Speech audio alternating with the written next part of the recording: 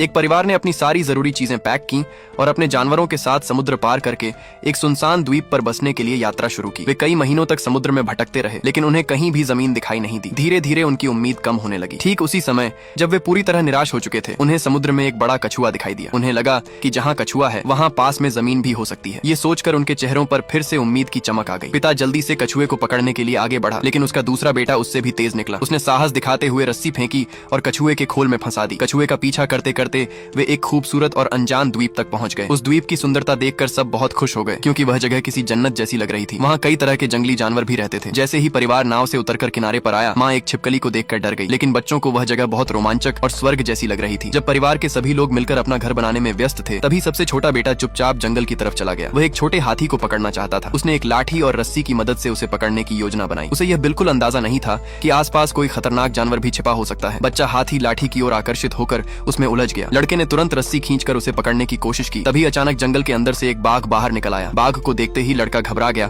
और भागने लगा। हाथी भी डर के मारे पीछे हट गया। बाघ धीरे धीरे लड़के के करीब आने लगा। उसी समय किसी ने बाघ की तरफ लकड़ी का एक टुकड़ा फेंका। दरअसल लड़का पूरी तरह से भागा नहीं था। डर के बावजूद उसने हिम्मत दिखाई और लाठी उठाकर बाघ से लड़ने की कोशिश की, लेकिन इससे बाघ और ज्यादा गुस्से में आ गया। बाघ तेजी से लड़के की ओर दौड़ा। तभी अचानक उसकी माँ अपने 2 कुत्तों के साथ वहाँ पहुंच गई। कुत्तों ने तुरंत बाघ पर हमला कर दिया और उसे वहाँ से भागने पर मजबूर कर दिया। इस घटना के बाद परिवार ने तय किया कि वे इसी द्वीप पर रहेंगे। जंगली जानवरों से सुरक्षित रहने के लिए उन्होंने पेड़ पर एक घर बनाने का फैसला किया। जिस छोटे हाथी की जान उन्होंने बचाई थी, वह अब बड़े बड़े और भारी कामों में उनकी मदद करने लगा। पिता ने अपने घोड़े को भी काम में लगा दिया। कुछ समय तक सब कुछ ठीक चलता रहा, लेकिन कुछ समय बाद माँ को लगने लगा कि पेड़ पर रहना पूरी तरह सुरक्षित नहीं है। जल्द ही उसकी चिंता सच साबित हो गई। एक दिन जब माता पिता घर से बाहर गए हुए थे, तब सबसे छोटा बेटा बंदरों को पेड़ की ऊंचाई पर बैठा देखकर खुद भी पेड़ पर चढ़ने की कोशिश करने लगा। जैसे ही उसने ऊपर की ओर हाथ बढ़ाया, उसका पैर फिसल गया और वह हवा में लटक गया। सौभाग्य से बड़े भाई पास ही थे, इसलिए समय रहते उसे बचा लिया गया, वरना बड़ी दुर्घटना हो सकती थी। इस घटना के बाद माँ बहुत डर गई और उसने तय कर लिया कि वह अब पेड़ पर नहीं रहेगी। उसका कहना था कि जमीन पर रहना ज्यादा सुरक्षित है। अपनी पत्नी को समझाने और मनाने के लिए पति ने एक खास योजना बनाई। कुछ दिनों बाद उसने अपनी पत्नी की आंखों पर पट्टी बांधी और उसे पेड़ वाले घर की ओर ले गया। जब उसकी आंखों से पट्टी हटाई गई तो वह हैरान रह गई। वह कोई साधारण झोपड़ी नहीं थी, बल्कि हवा में बना हुआ एक खूबसूरत 3 कमरों का घर था। घर के चारों तरफ मजबूत रेलिंग लगी हुई थी, जिससे गिरने का खतरा नहीं था। अंदर का सारा सामान भी बहुत अच्छी तरह से सजाया गया था। पानी का घड़ा पूरी तरह भरा हुआ था। सबसे हैरानी की बात यह थी कि पिता ने खुद एक छोटा जनरेटर भी बना लिया था। वही जनरेटर फ्रिज में बर्फ बनाने वाले यंत्र को भी चलाता था।